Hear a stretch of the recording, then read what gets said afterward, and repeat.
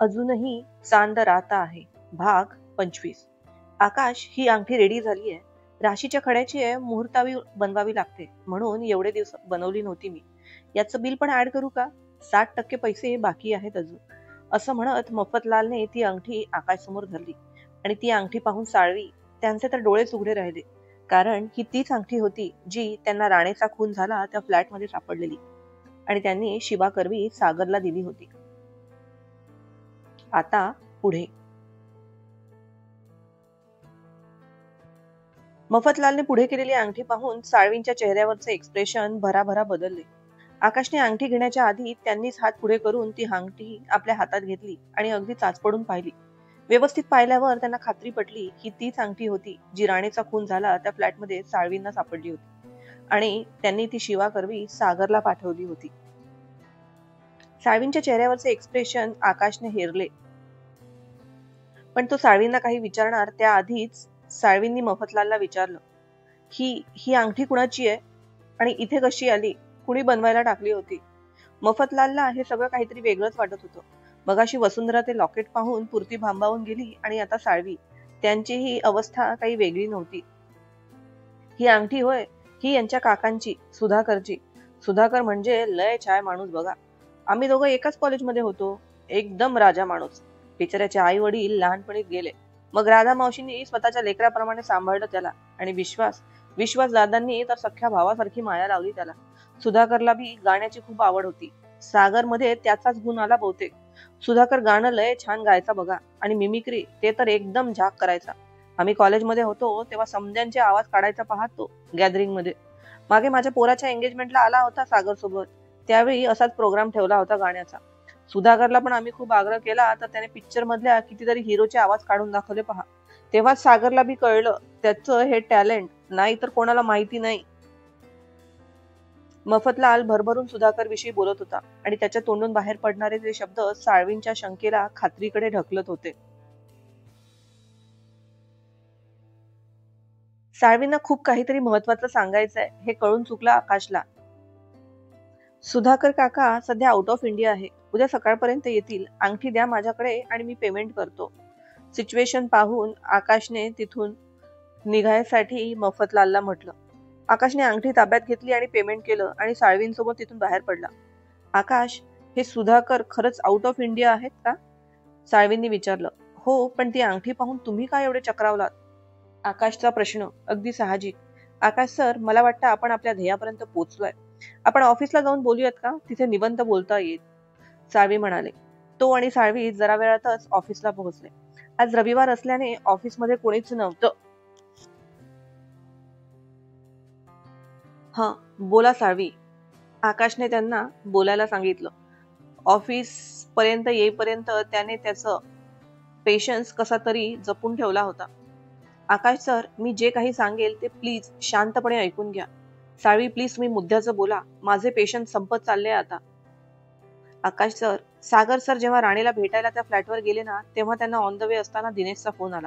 म्हणजे कोणीतरी त्यांना दिनेशच्या आवाजात फोन केला. कारण तिथे दिनेश ऑलरेडी संभाजीनगर सोडून गेला होता आणि महत्वाचं म्हणजे त्या नंबरचं लोकेशन त्यावेळी त्या फ्लॅट जवळच होतं. मग जर दिनेशचा फोन दिनेशकडे नव्हता तर दिनेशच्या आवाजात कोणीतरी सागर सरांना फोन केलेला. जी व्यक्ती त्या फ्लॅट जवळच होती. आय मीन ती अशी व्यक्ती होती जो हुबेहूब कुणाचाही आवाज काढू शकत होती. आकाशने साळवींचे शब्द डोक्यात साठवून त्याची सांगड घालायला सुरुवात केली. मिमिक्री आर्टिस्ट, साळवी म्हणाले. आणि काही वेळापूर्वी सुधाकरची हीच नवी ओळख मफतलालने करून दिली होती. शिवाय त्या माणसाला भेटल्यानंतर सागर सर मला सारखं सांगत होते की तो आवाज त्यांनी याआधीही कुठेतरी ऐकलाय. दुसरं म्हणजे मफतलालच्या म्हणण्याप्रमाणे सागर सरांना हे ठाऊक होतं की सुधाकरला दुसऱ्यांचे हुबेहूब आवाज काढता येतात. दिनेशच्या फोन बद्दल मी जेव्हा त्यांना सांगितलं की त्याचा आवाज काढणारा कोणीतरी मिमिक्री आर्टिस्ट होता त्यावेळी तेही खूप विचारात पडले. साळवी पुढे सांगत होते. आकाश साळवींचं बोलणं लक्ष देऊन ऐकत होता. त्यांनी सांगितलेली प्रत्येक गोष्ट त्याचं डोकं सुन्न करत होती. कधीही ज्ञानीमनी नसलेलं, दूरपर्यंत विचाराच्या कक्षेतही न आलेलं अशाच गोष्टींची उकल साळवींच्या बोलण्यातून होत होती. आणि आता सगळ्यात महत्वाची गोष्ट म्हणजे ती अंगठी ही तीच अंगठी आहे जी मला त्या फ्लॅटमध्ये सापडली आणि शिवा करवी ती मी सागर सरांना पाठवली होती. मला पक्की खात्री आहे सागर सरांनी ती अंगठी कुणाची आहे ते ओळखलं होतं. सागर सरांच्या डेथ नंतर पण कंपनीची बदनामी होईल वगैरे असली कारणं सांगून सुधाकरने जबरदस्ती आपल्याला केस दाबून टाकायला सांगितली. या गोष्टीचा तपास करण्यामध्येही त्यांनी कधी इंटरेस्ट दाखवला नाही, कधी स्वतःहून विचारलंही नाही. आणि खरंच सागर गेल्यावर त्याच्या मृत्यूमागे खरं कारण काय होतं हा विषय जेव्हा जेव्हा आकाशने सुधाकर समोर काढला त्यावेळी काही ना काही कारण देऊन तो टाळतच राहिला. त्यावेळी त्याला वाटायचं की आकाशची त्याला काळजी आहे म्हणून त्याला या सगळ्यांपासून लांब राहायला सांगतोय तो. पण मुळात तसं नव्हतंच. तो तर स्वतःची कातडी वाजवायचा प्रयत्न करत होता. साळवी, तुम्हाला खात्री आहे की ही तीच अंगठी आहे सुधाकर काकांचीच? आकाशला अजूनही त्याच्या कानावर विश्वास बसत नव्हता. सर, मागचे 15 वर्ष झाले मी या फील्डमध्ये आहे. एखादी बघितलेली गोष्ट डोळे बंद होईस्तोवर विसरणार नाही, साळवी विश्वासाने म्हणाले. आकाशने त्यांच्या बुद्धीला जरा ताण दिला आणि त्याला सागरने वसुंधराला लिहिलेलं पत्र आठवलं. त्यात सागरने म्हटलं होतं की या सगळ्यांच्या मागे कोण आहे ते कळलंय मला. बस, सागरचं ते वाक्य पुरेसं होतं खरा गुन्हेगार ओळखायला, ज्याला आजींनी पोटच्या पोराप्रमाणे सांभाळलं, आजोबांनी ज्याची सगळी जबाबदारी उचलली, बाबांनी ज्याला स्वतःच्या भावाप्रमाणे सावलीप्रमाणे वागवलं, सगळे हक्क आणि अधिकार दिले, एवढा विश्वास ठेवला, दादाने ज्याच्यावर एवढा विश्वास ठेवला, ज्याला स्वतःचं आधारस्तंभ मानलं, त्यानेच हा केवढा मोठा विश्वासघात केला होता. नुसता विश्वासच घात नाही तर पाप केलं होतं त्याने. घरातल्या दिव्यानेच घरातला आग लावली होती. असं काय कारण होतं की त्याने स्वतःच्या लेकराप्रमाणे असणाऱ्या मुलाचा जीव घ्यावा? कुणी इतकं क्रूर आणि निष्ठुर कसं असू शकतं? इतक्या दगड्याच्या काळजाचं? अमानुषपणाच्या सगळ्या सीमारेषा सुधाकरने पार केल्या होत्या आणि ते पाप त्याच्याच तोंडून वदवून घेणं आवश्यक होतं. आकाश तर निशब्द झाला होता. कितीतरी वेळ स्वतःचं डोकं धरून खाली बसून होता. एखाद्याला जेव्हा तुम्ही स्वतःचं मानता, आपल्या घासातला घास त्याला देता, त्याच्यावर डोळे बंद करून विश्वास ठेवता, त्या माणसाकडून मिळालेला एवढा मोठा धोका पचवणं अशक्य असतं. आणि हा फक्त धोका नव्हता. क्रूरता, निष्ठुरता, अमानुषपणा या सगळ्या शब्दांनाही लाजवेल असंच काम सुधाकरने केलं होतं. विचार करून आकाशने रागाने आपल्या मुठी आवळल्या. त्या नीच माणसाला मी सोडणार नाही. त्याचा गळा आवळण्यासाठी मी उद्यापर्यंतची वाट बघायलाही तयार नाही. त्याने रागात धाडकन त्याचा हात समोरच्या टेबलवर आपटला. एवढ्या जोरात टेबलवरचं सगळं सामान खाली पडलं. साळवी आकाशचं हे रूप पहिल्यांदा पाहत होते आणि त्याचं तसं वागणं स्वाभाविकही होतं. आकाश सर, प्लीज शांत व्हा तुम्ही. रागात कुठलंही पाऊल उचललं तर ते धोक्याचं ठरवू शकतं. तो माणूस सध्या इथे नाही हे एका परीने फायद्याचंच झालं आपल्याला. आपल्याला फक्त त्याला शिक्षा द्यायची नाही तर सोबत सागर सरांनाही निर्दोष सिद्ध करायचं आहे. तुमचा राग मी समजू शकतो, पण आता आपल्याला जेही काही करायचं आहे ते अगदी शांत डोक्याने करावं लागेल. आपल्याला असं काही करायला लागेल की त्याने त्याचे कुकर्म स्वतःच्या तोंडाने मान्य करायला पाहिजे. असं जाळं विणायला पाहिजे ज्यात तो पुरता अडकेल, साळवी म्हणाले. तेवढ्यात साळवींचा फोन वाजला. मोजकं बोलून साळवींनी फोन ठेवला. आकाश सर, तो नंबर गावंटेचाच होता. त्याला पकडलाय आपल्या माणसांनी आणि ते लॉकेट मोडीत द्यायला आलेला तोही सापडला आहे. त्यानेही कबूल केलाय त्याबद्दल, साळवींनी सांगितलं. ठीक आहे साळवी, त्या दोघांना घेऊन या उद्या आपल्या पनवेलच्या ऑफिसला 11 वाजता.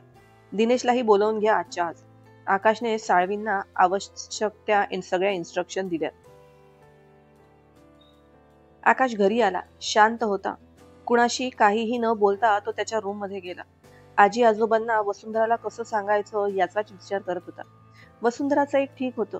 ती ओळखत नव्हती सुधाकरला जास्त, पण आजी आजोबा त्यांच्यासाठी जबरदस्त धक्का ठरणार होती ही गोष्ट. ज्या मुलाला आपण लहानाचं मोठं केलं त्यानेच आपल्या नातवाच्या जीवावर उठावं, त्या बिचाऱ्या दोघांनी तर स्वप्नातही विचार केला नसेल असा. तो रूम मध्ये येऊन अस्वस्थपणे फेऱ्या मारत होता. दुसऱ्या दिवशीपर्यंतची सकाळपर्यंतची वेळ काढणंही मुश्किल होतं त्याच्यासाठी. आत्ताच्या आत्ता तो सुधाकर जिथे कुठे असेल तिथे त्याला गाठावं आणि बंदुकीच्या सगळ्या गोळ्या त्याच्या छातीत उतराव्या असं किती वाटत होतं. पण त्यासाठी तेवढीच महत्वाची गोष्ट होती, ती म्हणजे सागरला निर्दोष सिद्ध करणं. सागरवर लागलेला डाग फक्त सुधाकरच्या रक्तानेच पुसला जाणार होता. त्यावेळी किती आणि काय काय बोललं गेलं होतं सागरविषयी. सगळं साफ चुकीचं होतं. प्रत्येकाचं दोन चूक करणं शक्य नव्हतं, पण ज्या ज्या माणसाने स्वतःची आवड छंद बाजूला सारून कंपनीला आपलं सर्वस्व दिलं त्याच माणसावर किती वाईट आळ घेतला गेला होता. बिचारी वसुंधरा, तिची ही किती फरफट झाली होती या सगळ्यांमध्ये. किती आणि काय काय सहन केलं होतं तिने. तिची काय चूक होती या सगळ्यांमध्ये. तो स्वतः किती वाईट परिस्थितीतून गेला होता सागर गेल्यानंतर. कित्येक रात्री या सगळ्यांच्या मागे कोण असेल याचा विचार करत सागरच्या आठवणींमध्ये रडत कुढत काढल्या होत्या त्याने. ना काही खायचा ना प्यायचा, डोळ्यांवर झोप नव्हती. त्याच्या चेहऱ्यावरची ती बेचैनी वसुंधराला जाणवली आणि ती नक्की सागर संदर्भात आहे हेही ओळखलं तिने. तुम्हाला कळलं का ते लॉकेट त्या माणसाकडे कसं आलं ते? भेटला का तो माणूस? त्याने काही सांगितलं नाही, त्यामुळे शेवटी न राहून तिनेच विचारलं. त्यावर त्याने तिचा चेहरा उंजळीत धरला. त्याने पहिल्यांदाच असं काहीतरी केलं असे, पण त्याची मनस्थिती ओळखून ती शांत उभी राहिली. फक्त आजची रात्र बसू, उद्या तुला तुझ्या सगळ्या प्रश्नांची उत्तरं मिळतील. तू जा, झोप आता. त्याने तिच्या कपाळी ओठ टेकवले. त्याच्या मनाची घालमेल आणि चलबिचल त्याच्या चेहऱ्यावर दिसत होती. आणि त्यानंतर मात्र तिने जास्त काही विचारलं नाही. ती गपचूप बेडवर जाऊन पडली. आकाश मात्र घडून गेलेल्या आणि उद्या काय घडणार या गोष्टींचा विचार करत रात्रभर जागाच होता. दुसऱ्या दिवशी सकाळी लवकरच रेडी होऊन तो घरून निघाला. त्याला एवढ्या सकाळी आणि लवकर घराबाहेर पडताना आजींनी विचारलंही, आकाश एवढ्या सकाळी कुठे निघालास रे? ऑफिसला जायला तर वेळ आहे अजून. आजी, एक फार महत्वाचं काम आहे. सगळ्या गोष्टींचा निकाल लागणार आहे आज. परत आलो की सांगतो तुला. तो निर्धाराने आजीचा हात हातात घेत म्हणाला. त्याच्या बोलण्याचा कल कुणीकडे आहे ते वसुंधराने अगदी व्यवस्थित ओळखलं. मला ठाऊक नाही तुम्ही कुठे चालला आहात ते, पण काळजी घ्या स्वतःची. मी आणि आजी आजोबा वाट पाहत आहोत तुमची. वसुंधरा त्याच्या डोळ्यात पाहत त्याला म्हणाली. डोंट वरी, आता सगळं व्यवस्थितच होईल. त्याने तिच्या डोक्यावरून हात फिरवत म्हटलं. आकाशने सुधाकरला फार महत्वाची मीटिंग आहे, अगदी इमिजिएट, त्यामुळे फ्लाईट लँड झाल्याबरोबर ताबडतोब पनवेलच्या ऑफिसला निघून या असा निरोप दिला. खरंच काहीतरी महत्वाचं काम आहे असा विचार करून सुधाकरही काही आडेवेडे न घेता यायला तयार झाला. जरा वेळात सुधाकर आकाशच्या केबिन मध्ये आला. काय एवढं अर्जंट काम निघालं आकाश? एअरपोर्ट वरून ताबडतोब इकडेच बोलावून घेतलं. कुठल्या नवीन प्रोजेक्टची डील सक्सेसफुल झाल्याचं सरप्राईज वगैरे आहे की काय? सुधाकर आकाश समोरच्या खुर्चीवर बसत अगदी हसून त्याच्याकडे पाहत म्हणाला. हे असलं सरप्राईज काहीच नाही काका, माझ्याकडे तुमच्यासाठी त्याहूनही चांगलं आणि मोठं सरप्राईज आहे. असं म्हणत आकाशने ती अंगठीची डबी त्याच्यासमोर धरली. ती अंगठी पाहून सुधाकर जरा वेळासाठी चपापला. त्याची अंगठी हरवली होती एवढं नक्की, पण त्या धावपळीत ती नेमकी कुठे पडली हे काही तिला माहिती नव्हतं. हे हे काय? ही अंगठी तुझ्याकडे कशी आली? मफतलाल कडून आणलीस का? दुसऱ्या क्षणी स्वतःला सावरत सुधाकर म्हणाला. मफतलाल कडून? छे छे, ही तर त्या फ्लॅट मध्ये सापडली मला. तिथेच विसरून आला होता तुम्ही. आकाश हसत सुधाकरला म्हणाला. आकाशचे ते शब्द ऐकून सुधाकरचा चेहरा पांढरा पडला. सुधाकर कितीही लंबी रेस का घोडा असला तरी स्वतःचे कुकर्म बाहेर येण्याची भीती त्यालाही होती. आणि आपल्या पापांच्या गाठी मारत जी मोठी दोरी त्याने विणली होती त्यातल्या पहिल्या गाठीला आकाशने हात घातला होता. काय झालं? एवढं आश्चर्यचकित व्हायला? तिथेच विसरला होतात ना? राणीचा खून करून पळायची एवढी कसली घाई होती की स्वतःची अंगठीही तिथेच विसरून आलात? आकाश अगदी शांतपणे हसत म्हणाला. पण ते शब्द सुधाकरच्या आत्म्याचा थरकाप उडवून गेले. राणीचा खून मी केला? काहीही काय बोलतोय आकाश तू? तू काय बोलतोय याचं तुला भान तरी आहे का? मी का करेल असं? सुधाकर अजूनही स्वतःला सावरत सत्य लपवण्याचा प्रयत्न करत होता. त्या काचं उत्तर तर तुम्ही द्यायचंय. आणि हो, मला सगळं खरं ऐकायचंय. आता आकाशच्या शब्दांना धार आली होती. तू कशाबद्दल बोलतोय? मला खरंच काही कळत नाहीये. कुठलं सत्य? काय खरं? सुधाकर डोक्यावरचा घाम पुसत म्हणाला. अच्छा, तर तुम्हाला काहीच कळत नाहीये. हे तरी आठवतं ना की दिनेशच्या आवाजात तुम्हीच त्याच्या मोबाईलवरून सागर दादाला फोन केला होता?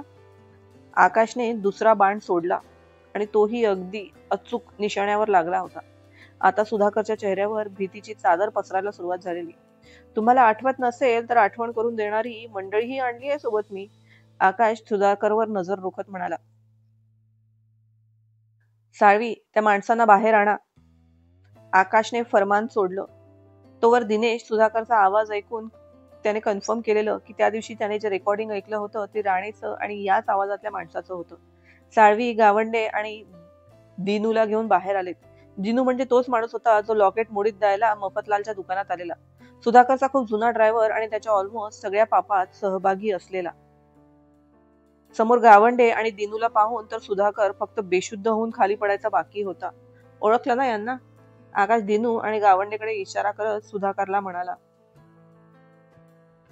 मी नाही ओळखत यांना. कोण आहेत हे? सुधाकर कसं तरी अडखळत बोलत होता. तुमचा बॉस तुम्हाला ओळखत नाहीये म्हणजे आता सगळ्या गुन्ह्यांची शिक्षा तुम्हा दोघांनाच भोगावी लागणार. तयारीत राहा मग तुम्ही. आकाश त्या दोघांकडे बघत त्यांना उद्देशून म्हणाला, काय सर, आता पितळ उघड पडलं तर असं फिरता होय? तुमच्या हाताखालीच तर ही सगळी कामं केलीत आम्ही, आणि आता शिक्षा भोगायची वेळ आली तर सरळ आम्हाला समोर करताय? तुमच्या म्हणण्यावरूनच तर त्या सागर इनामदारचा खून करायचा डाव रचला आम्ही. नाहीतर मी म्हणालो होतो फक्त धमकी देऊन सोडूयात म्हणून. गावंडे सुधाकरकडे पाहत चिडून म्हणाला, खरंच होतं, आता पितळ उघड पडलं तर या दोघांना वाघाच्या तोंडी देत होता सुधाकर. यावर काही बोलायचंय तुम्हाला? आकाशने सुधाकरला विचारलं. हे बघ आकाश, तुझा काहीतरी गैरसमज होत आहे. ही लोक खोटं बोलत आहेत रे. माझा खरंच काही संबंध नाही या सगळ्यांशी. ही लोक खरंच खोटं बोलत आहे. खरं सांगतो, मी का करेल असं सागर सोबत? तो तर मला माझ्या मुलासारखा होता. सुधाकर गयावया करत म्हणाला. पण आता मात्र आकाशचा पेशन्स संपत आलेला. त्याने समोर येत एक जोरदार मुक्का सुधाकरच्या तोंडात लगावला, एवढा की त्याच्या तोंडातून रक्त बाहेर पडलं. एखादी व्यक्ती जेव्हा जीवाला जीव लावते, तुम्हाला आपलं मानते, तुमच्यासाठी काहीही करू शकते, पण त्याच व्यक्तीला जर तुम्ही धोका दिला आणि तोही असा, तर तीच व्यक्ती तुमचा काळही बनू शकते. तुला आधीच सांगितलेलं आहे मी, मला फक्त खरं ऐकायचंय. आकाश मोठ्याने ओरडून सुधाकरला म्हणाला. 2 मिनिटांपूर्वी जे घडलं त्याने सुधाकरच्या अवतीभोवती काजवे चमकले. त्याला मान देणारा, पदोपदी त्याचं मत घेणारा आकाश त्याने आज त्याला लगावून दिली होती. आकाशचा रौद्ररूप कळायला त्याचा एक हात पुरेसा होता. साहेब, आता तरी खोटं नका बोलू. आपलं सगळंच माहिती झालंय यांना. म्हणूनच म्हणत होतो मी तुम्हाला, त्या खुनाच्या बिनाच्या भानगडीत नको पडायला. एकदा समजावून सांगू, आणि करायचंही झालं तर दुसऱ्या कोणाच्या हाताने तरी हे काम करून घेऊ. पण नाही, तुम्हाला स्वतःच सगळा निकाल लावायचा होता. गावंडे अजूनही चिडून होता. तो समजावून ऐकणाऱ्यातला नव्हता. विश्वासदाताचा पोरगा होता तो, आणि या कामासाठी मी दुसऱ्या कोणावर विश्वास ठेवू शकत नव्हतो. आकाशच्या मुक्क्याने भांबवलेला आणि गावंडे सारखं तेच तेच सांगण्याने सुधाकर अगतिकपणे बोलून गेला. सुधाकरच्या त्या वाक्यावर आकाशने आणखी एक मुक्का त्याच्या दुसऱ्या गालावर लगावला. त्याच्या चेहऱ्याचा पूर्ण हुलिया बदलवला होता आकाशने. अनावधानाने सुधाकरने स्वतःचा गुन्हा कबूल केला होता. त्याने सुरुवातीपासून सगळं सांगायला सुरुवात केली. फायनली खरा गुन्हेगार कोण आहे हे कळलंय. उद्याचा भाग अंतिम असेल. काही छोट्या मोठ्या न उकललेल्या प्रश्नांची उत्तरही मिळतील उद्या. तुमच्या प्रतिक्रिया प्लीज नोंदवा. आतापर्यंत ज्यांनी कमेंट केली नाही त्यांनी किमान 2 शब्द तरी लिहावे, ही विनंती. ही कथा संपत असली तरी एका नव्या कथेसोबत उद्याच भेटणार आहोत आपण. प्रेम, विश्वास, धोका अशा विविध रंगांनी रंगलेली एक रहस्यमय प्रेम कहाणी. तुझ्या सवे शतजन्मीचे नाते. पहिला भाग उद्याच येणार. ती कथा सुद्धा कशी वाटली ते नक्की सांगा. तुम्ही दिलेल्या प्रेमासाठी खूप खूप धन्यवाद. अजूनही ज्यांनी चॅनलला लाईक आणि सबस्क्राईब केलं नसेल त्यांनी जरूर करावे, ही विनंती. धन्यवाद.